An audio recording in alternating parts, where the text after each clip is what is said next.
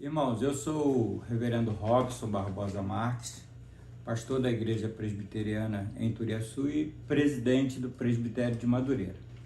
Estamos, nesse momento, comemorando, o evento da Reforma Protestante, um dos eventos mais significativos da Igreja Presbiteriana. E o nosso presbitério vem, nessa oportunidade, falar sobre os 5 solas da Reforma, 5 pontos fundamentais que deram base para a Igreja reformada reafirmar a segurança da sua fé e da sua certeza da salvação em Cristo Jesus. E nos coube, nessa hora, falar sobre um dos pontos dos 5 solas, que é sola gratia, somente a graça de Deus. E eu gostaria de iniciar, lendo o texto sagrado lá de Isaías, no capítulo 42, no verso de número 8, onde o profeta do Senhor registra, uma fala do Senhor dizendo: eu sou o Senhor, este é o meu nome, a minha glória, pois, não darei a outrem, nem a minha honra às imagens de escultura. O profeta Isaías, nesse texto sagrado, declara, a certeza, a garantia de que o Senhor, não oferece a sua glória a ninguém. Portanto, a Reforma Protestante, com base nas Escrituras Sagradas, levantou esse fundamento por causa de várias reações ou ações, para fazer com que a igreja de então voltasse ao caminho, voltasse ao fundamento que era a Escritura Sagrada e os ensinamentos que brotavam da Escritura. Lutero, quando escreveu as suas 95 teses, tinha como objetivo, trazer a igreja de volta para as Escrituras Sagradas e fazer com que o ensinamento das Escrituras pudessem ser o guia, o direcionador da vida da igreja. E por isso, a igreja reformada, a igreja que surgiu, bem antes das 95 teses de Lutero, mas consolidou, a Reforma Protestante em Lutero e logo depois nos outros reformadores que fundamentaram, as doutrinas da igreja para que essa igreja voltasse ao caminho. Entre esses fundamentos havia necessidade de demarcar, essa doutrina que é a doutrina que somente glória é devida a Deus. Isso aconteceu, irmãos, porque a igreja da época, a igreja desde a sua caminhada começou a desvirtuar o caminho. Uma igreja que passou a adorar, ou a dar glória, ou dar honra aos santos, uma igreja que passou a venerar, os grandes nomes da igreja, uma igreja que os membros dessa igreja,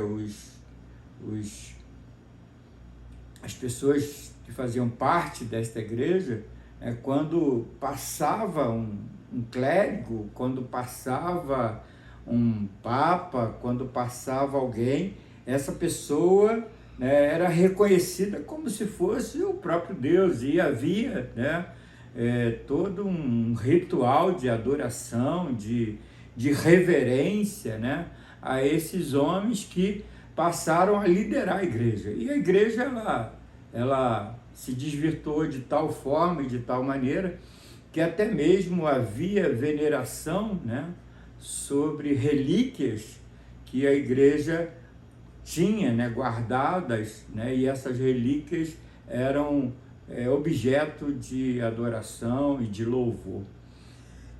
No entanto, a reforma traz o fundamento, né, que a salvação, ela pertence a Deus, ela é um ato divino, né? E essa salvação, esse resgate do homem pecador, né, diante de Deus, é totalmente obra do Senhor, é obra de Deus. Essa obra não é humana. Pelo contrário, né, o homem, nessa condição, ele só entra, né, com o seu pecado. Nós estávamos mortos nos nossos delitos e pecados. Portanto, na salvação, nós não temos nenhum mérito, não há nada a ser realizado. Toda a obra da salvação é obra divina.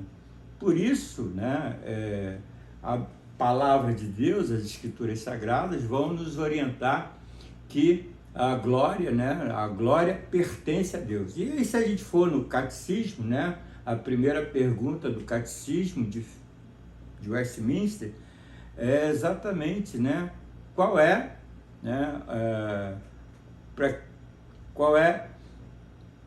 que o homem foi criado, qual foi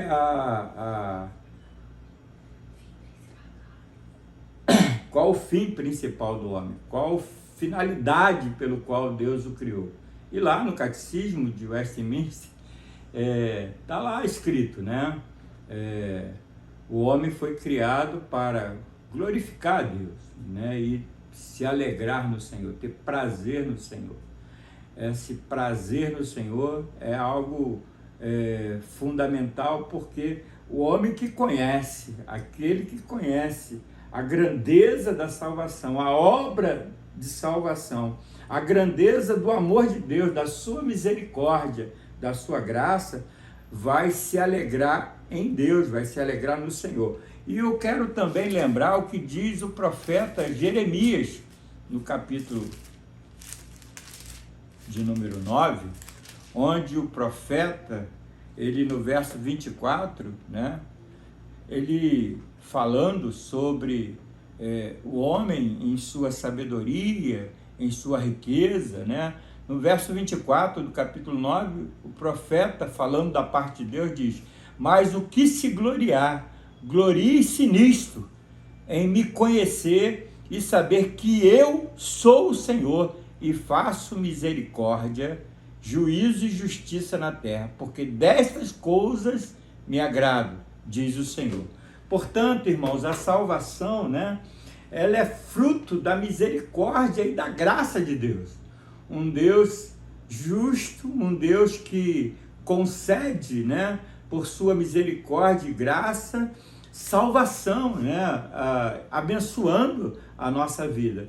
Por isso o profeta vai nos orientar, né, quem se glorie-se nisto, né, em conhecer o Senhor. E é isso que a gente precisa entender, né?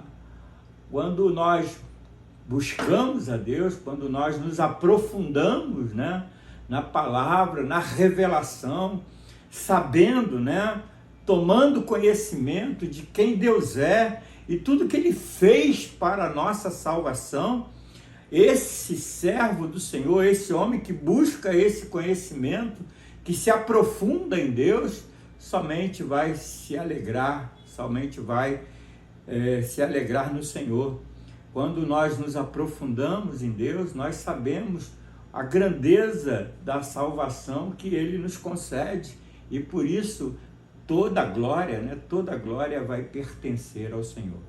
Gosto muito também quando o apóstolo Paulo, né, lá na carta aos Romanos, no capítulo 11, quando ele relata, né, depois de falar da salvação dos judeus e da salvação dos gentios, ele compreendendo, né, que não poderia ele explicar completamente toda essa grandeza desse amor, ele se manifesta dizendo: ó, a profundidade das riquezas, tanto da sabedoria quanto do conhecimento de Deus, quão insondáveis são os teus juízos, inexplicáveis os teus caminhos, inescrutáveis os teus caminhos. Quem conheceu a mente do Senhor? Quem primeiro deu a ele e depois recebeu? Porque dele, por ele e para ele são todas as coisas.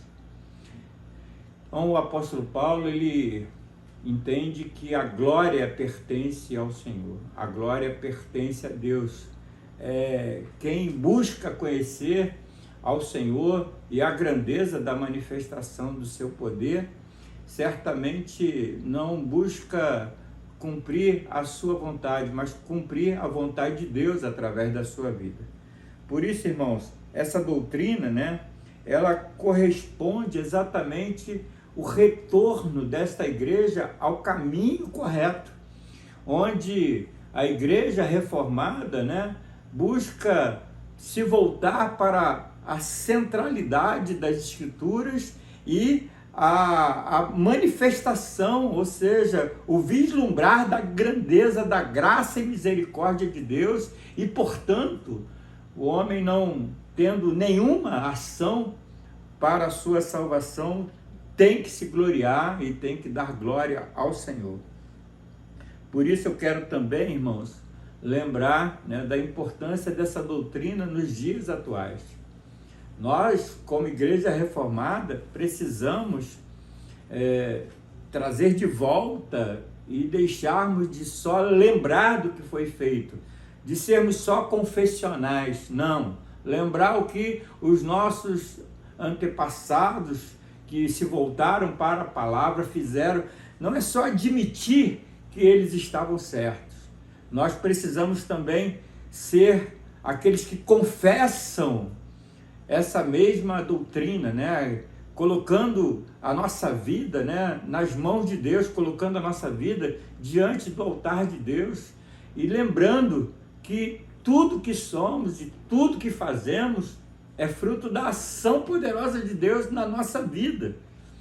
Portanto, né, nós precisamos entender a importância dessa doutrina nos dias de hoje, porque nós temos visto que a igreja tem se desvirtuado, seguido a homens, ou seja, homens que se destacam e que parecem ter a última palavra, que as suas palavras são maior do que a palavra das Escrituras Sagradas, homens que usam da igreja, né, como se a igreja fosse um grande negócio, né, onde ele se destaca, onde ele se exalta. Os nossos púlpitos estão cheios disso, né?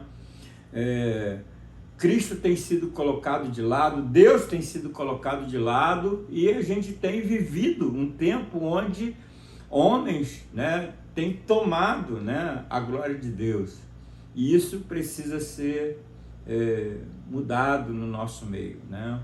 Nós temos visto isso na igreja evangélica brasileira, onde relíquias como copo d'água, como flor ungida, tem sido colocada e isso tem se tornado fonte de adoração, fonte onde as pessoas têm se voltado para essas coisas, e enquanto as Escrituras, né, têm sido esquecidas e Deus tem sido colocado de lado. Paulo, escrevendo aos Coríntios, né, ordenando até aos Coríntios, né, falando a esses servos do Senhor, diz que tudo que eles deveriam fazer, comer, beber, que fizessem para a glória de Deus.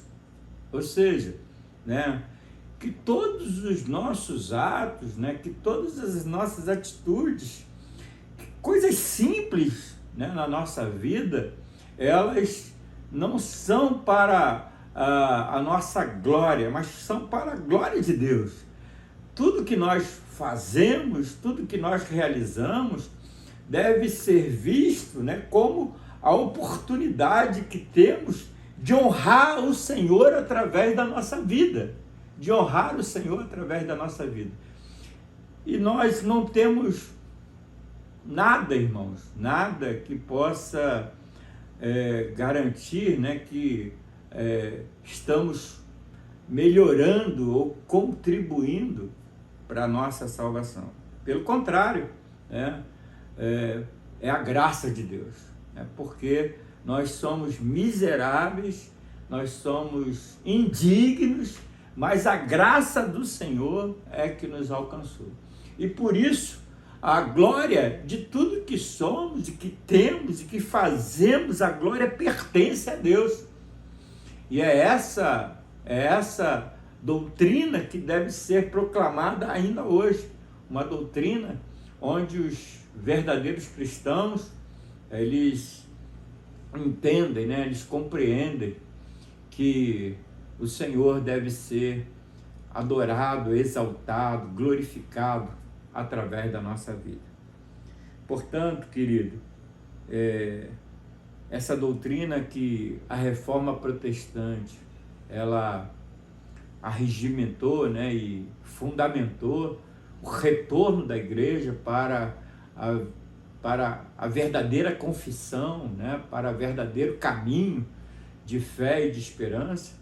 Essa é uma das doutrinas que devem estar em pauta ainda hoje, porque o que nós temos que observar é que as Escrituras declaram claramente, né, Deus não divide a sua glória. Portanto, a glória, né, da nossa salvação, a glória, né, do nosso caminhar, da nossa vida, a palavra de Deus diz que nós devemos caminhar em caminhos que o Senhor preparou para nós de antemão. As obras são resultado da salvação que nos foi concedida, e o caminho que o Senhor nos concede é Ele mesmo que preparou para que através da nossa vida seu amor e misericórdia seja manifesto. Porque o que nós merecemos é a condenação. Mas a graça de Deus nos alcançou, e agora tudo que somos, tudo que temos e tudo que fazemos é para a glória de Deus. Que Deus nos digne, né, a nos abençoar e a guardar a nossa vida. Um grande abraço, feliz dia da Reforma Protestante a todos os irmãos do Presbitério de Madureira.